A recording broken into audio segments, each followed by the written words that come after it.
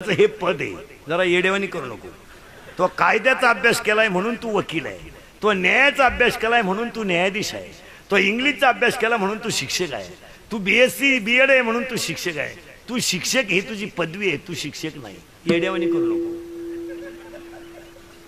तू बांधकाम करतो म्हणून इंजिनियर आहे आणि आरोग्याचा अभ्यास केला म्हणून डॉक्टर आहे. मडके घडवतो म्हणून कुंभार आहे, मडके घडवतो म्हणून कुंभार आहे, दागिने बनवतो म्हणून तू सोनार आहे, चप्पल बनवतो म्हणून तू संभार आहे, कीर्तन करतो म्हणून तू कीर्तनकार आहे, पखवाद वाजवतो म्हणून तू पखवादी आहे. आणि ही सगळं तुझं पोट भरण्याचं साधन आहे. तू हा एक कोण जागीरदार आहे तर तुला खायला खाय नाही, तुला जागीरदारीला काय करतो. पाटील की देशमुख आहे, वतनदार आहे. अरे ही पदवी आहे बावळ्या. तू कोण आहे? त्वचेचा अभ्यास केला म्हणून त्वचारोग तज्ञ आहे, डोळ्याचा अभ्यास केला म्हणून तू नेत्ररोग तज्ञ आहे, मणक्याचा अभ्यास केला म्हणून तू मणक्या स्पेशलिस्ट आहे. तू स्वतः आहे कोण?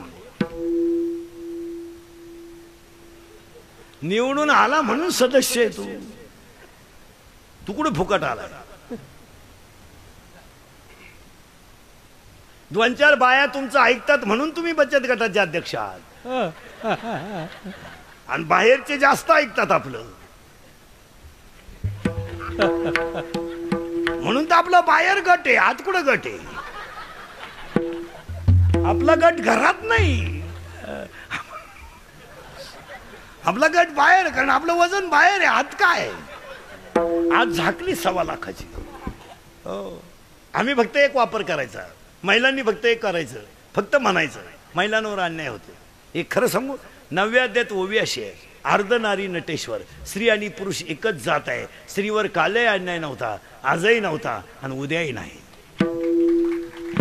मग तुम्ही म्हणाल आहे, आता खरंच सांगू का, लक्ष्मी यायची वेळ आहे, खरा अन्याय यांच्यावर आहे, तरी ते काही बोला ना.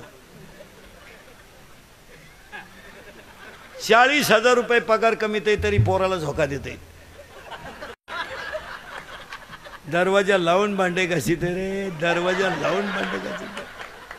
आणि भांड्याचा आवाज येऊ नये म्हणून टीव्हीचा आवाज मोठा करते. काय माहिती? अरे बाजारात जर गेलं तर पिशवी डोक्यावर घेते रे, आणि तुम्ही पर्स घेऊन मागं चालता तरी अन्याय म्हणता. काय म्हणावं याच्यापेक्षा? मेल रे ते, मेल. आता ते उगाच निर्लज्ज आहे म्हणून त्याच घरी मुक्कामाला आहे. जर त्याला लाज असती तर ते घरी आलं नसतं. आणि अरे ऑफिसात त्याला साहेब लोक म्हणतात, साहेब.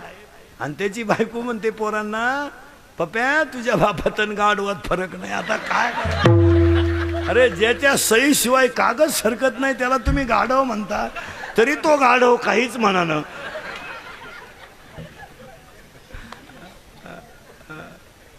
करंट लागला ना तुम्हाला? माझं कीर्तन ऐकून गेलो 6 महिने माणसाला अटॅक आणि BP येत नाही. एकटाच हसतो घरी गेल्यावर. आणि त्यानं डॉक्टरकडे जायचं नाही, ते पैसे माल देऊन टाकायचे. आपल्याला शोधच लावायचा आहे मी कोण आहे. आपण कुठे गेलो तर जागेवर ना, ती काय काळजी करायची नाही. आता वाक्य नीट ऐका. शरीर नाहीये, शरीर नाहीये, देह नाहीये, आत्मा नाही, तो विषय सोडा. फक्त 3 शब्द मी सांगतो तेवढे ऐका. सुंदरते ध्यान, शब्द सोडायचा नाही बरं का. आता सुंदरते ध्यान, तो हा विठ्ठल भरवा. 2 शब्द झाले बरं का. ते तो. 3रा शब्द आहे सदा माझे डोळे जडो तुझी मूर्ती. 3 शब्द परत ऐका. ते तो तुझे, ते तो तुझे. इथं काहीच नाही माझे, सगळे आहे तुझे. जे तुझे आहे तेच माझे आहे, माझे आहे तेच तुझे आहे, तूच मी आहे, मीच वासुदेव आहे. इथं मोकार आजात वाद आणि फिजात वाद सांगत बसायचा नाही. सरळ आणि सोपं आहे. तू आणि मी एक आहे. मग ऐकणाऱ्यांची शंका अशी आहे, तुम्ही आम्ही सगळे जर देव आहोत, सिद्ध केलंय आपण, तर मग आम्ही मूर्ख का वागतो?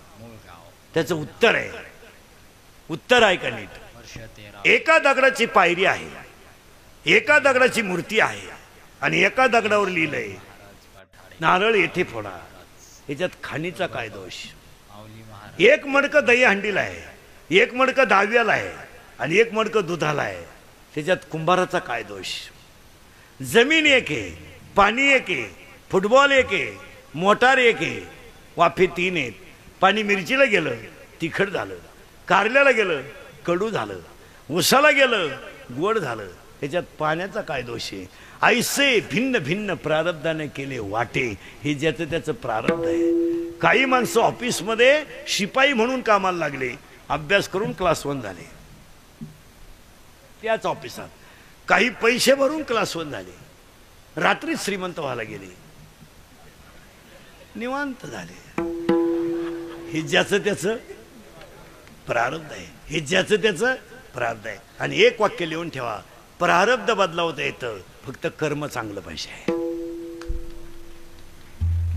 ज्यांच्या प्रारब्धात वैकुंठ गमन होतं त्यांना पाहिजे तेवढा समाजाने छळ केला, पण ते जगद्गुरू ठरले. ज्यांच्या प्रारब्धामध्ये जगाची आई होण्याचा मान होता त्या ज्ञानोबारायाचा पाहिजे तेवढा समाजाने छळ केला, पण ते जगाची आई ठरले. आणि जवळच्याच माणसाने धोका दिला, पण ते राजे छत्रपती ठरले.